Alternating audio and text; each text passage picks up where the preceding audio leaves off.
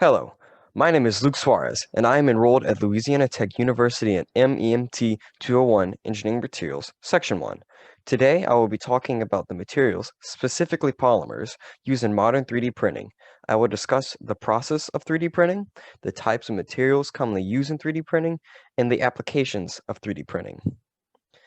3D printing is the advanced fabrication of parts based on 3D models created in computer software such as SolidWorks, AutoCAD, and many others.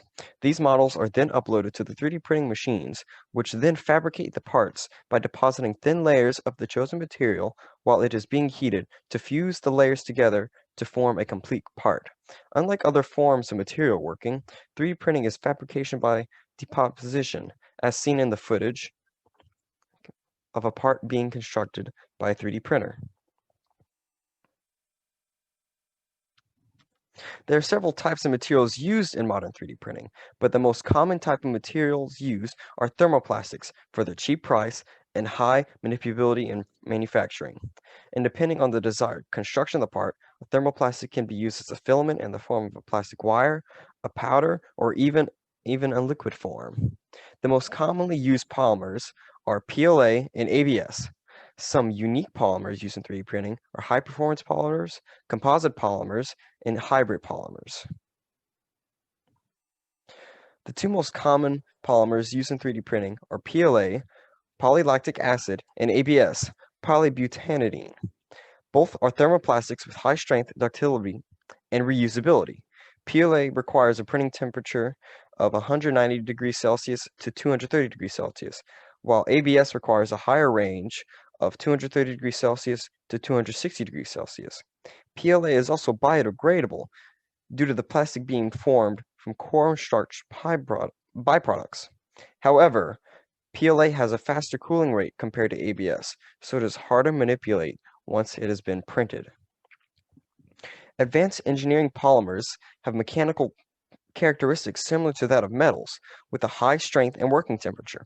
However, these polymers have a lower density and therefore a lower weight compared to certain materials of similar strengths.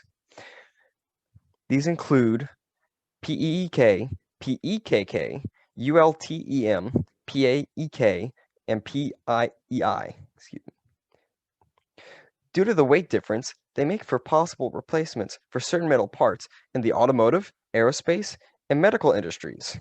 However, these polymers have an increased printing temperature at 350 degrees Celsius due to their increased strength, so they require higher grade printers to fabricate these parts. Composite polymers can be created and used in 3D printing. Short fibers or long fibers can be incorporated into the filament itself in order to add dispersed material into the plastic matrix. This will create a strong polymer without heavily affecting its weight. Similarly, hybrid polymers are created by incorporating other materials, usually a powder, to add certain properties. For example, alumide has added aluminum powder to polyamides to promote a higher strength and temperature resistance. 3D printing has many commercial and industrial applications that sets it apart from standard manufacturing. 3D printing allows for fast and cheap production of design prototype fabrication. 3D printing also allows for the fabrication of more advanced parts with internal complexities that would be extraordinarily expensive and time-consuming to build normally. As I said before, 3D printing provides part fabrication at a lower cost and with greater reproductivity due to the materials being used being at a lower cost and easier manipulability.